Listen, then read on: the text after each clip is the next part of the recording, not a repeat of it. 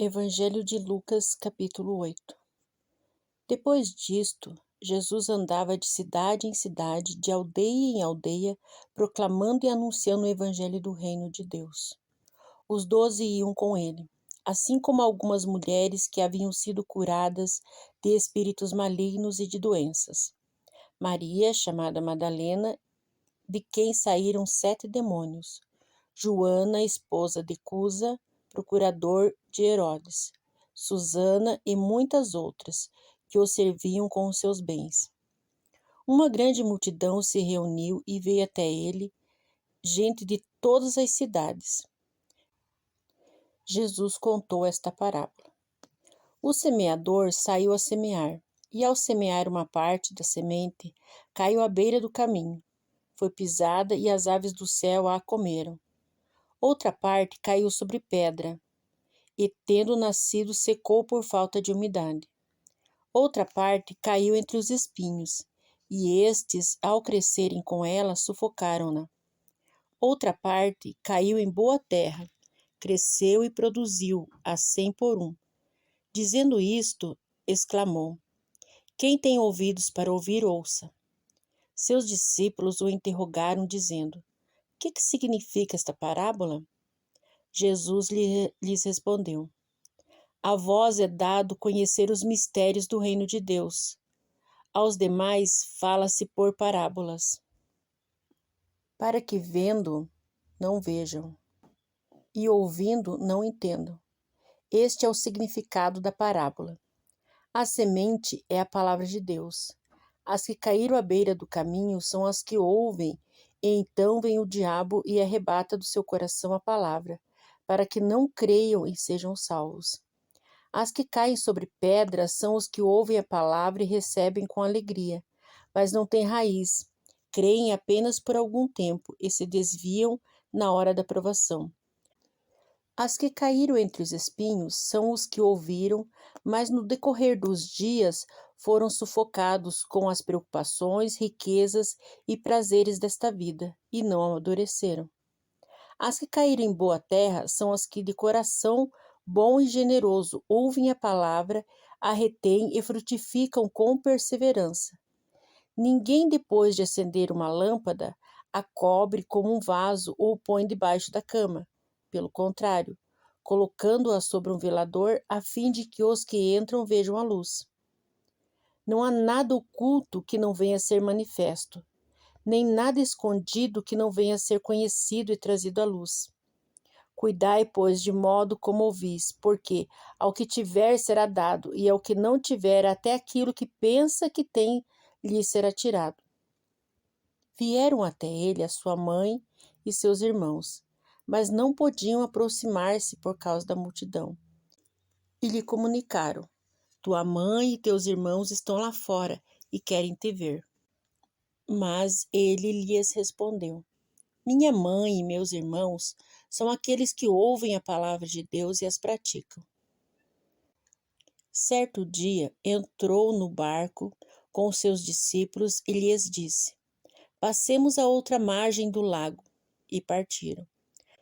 Enquanto navegavam, ele adormeceu, e desabou uma tempestade de vento no lago, de modo que eles corriam perigo, porque o barco estava sendo inundado. Chegando-se a ele, despertaram-no, dizendo: Mestre, mestre, estamos perecendo. Jesus despertou e repreendeu o vento e a violência da água. Tudo se acalmou e veio a bonança. Então lhes disse: Onde está a vossa fé? Cheios de temor e admiração, eles diziam uns para os outros: Quem é este que até os ventos e as águas repreende? E eles lhe obedecem? Então navegaram em direção à região dos Gadarenos, do outro lado da Galiléia. Logo que desembarcou, veio da cidade ao seu encontro um homem possesso de demônios, que havia muito tempo não se vestia, nem morava em casa, mas vivia em sepulcros. Quando viu a Jesus, se prostrou diante dele, dizendo em alta voz: Que tenho contigo, Jesus, Filho de Deus Altíssimo? Rogo-te para que não me atormentes. porque Jesus havia ordenado ao espírito imundo que saísse daquele homem, pois muitas vezes tinha se apoderado dele, e embora procurassem mantê-lo preso com cadeias e grilhões, arrebentava tudo e era impelido pelo demônio para lugares desertos. Jesus lhe perguntou: Qual é o teu nome? Respondeu ele: Legião, porque muitos demônios tinham entrado nele. Rogavam-lhe que não os mandasse ir para o abismo. Havia ali, pastando no monte, uma grande vara de porcos. Eles lhe rogaram que permitissem entrar naqueles porcos. E Jesus o permitiu. Tendo os demônios saído do homem, entraram nos porcos, e a vara se atirou precipício abaixo, para dentro do lago e se afogou. Os que cuidavam dos porcos, vendo o que acontecera, fugiram e relataram o ocorrido na cidade e nos campos. Então, o povo saiu para ver o que havia acontecido. Foram até Jesus e encontraram o homem de quem saíram os demônios, vestido e em perfeito juízo, assentado aos pés de Jesus. Ficaram cheios de medo. Algumas pessoas que tinham presenciado os fatos contaram-lhes também como o endemoniado fora salvo. Todo o povo da região dos Gadarenos pediu que ele se retirasse, pois estavam com muito medo. E Jesus, tomando de novo o barco, voltou.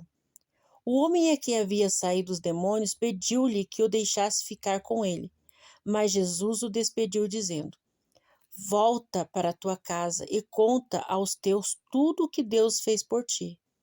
Então ele foi e anunciou pela cidade inteira tudo aquilo que Jesus lhe havia feito. Quando Jesus regressou, a multidão o recebeu com alegria, porque todos estavam esperando. Então, um homem chamado Jairo, que era dirigente da sinagoga, veio, prostrou-se aos pés de Jesus e lhe suplicou que fosse até a sua casa, pois tinha uma filha única de uns 12 anos que estava à morte. Enquanto ele ia, as multidões o apertavam. Certa mulher que havia 12 anos havia sofrendo de uma hemorragia e que ninguém tinha podido curar, o que gastara com os médicos tudo o que tinha. Veio por detrás dele e tocou na orla da sua veste, e logo cessou sua hemorragia. Jesus disse: Quem tocou em mim? Como todos negassem, Pedro disse: Mestre, as multidões te apertam e te comprimem. Mas Jesus insistiu: Alguém tocou em mim, porque senti que de mim saiu virtude. Vendo a mulher que não podia passar desapercebida, aproximou-se trêmula e, prostrando-se diante dele, declarou na presença de todo o povo porque o havia tocado e como fora curada imediatamente. Então Jesus lhe disse: Filha, a tua fé te salvou, vai em paz. Enquanto ele ainda falava, veio uma pessoa da casa do dirigente da sinagoga dizendo: Tua filha morreu, não incomodes mais o mestre. Mas Jesus, ouvindo isso, disse-lhe: Não temas, crê somente, e ela será salva. Ao chegar à casa, não permitiu que ninguém entrasse com ele, a não ser Pedro, João, Tiago, assim como o pai e a mãe da menina. Todos choravam e pranteavam, mas ele disse: Não choreis, ela não está morta, mas dorme. E riam dele, sabendo que ela estava morta.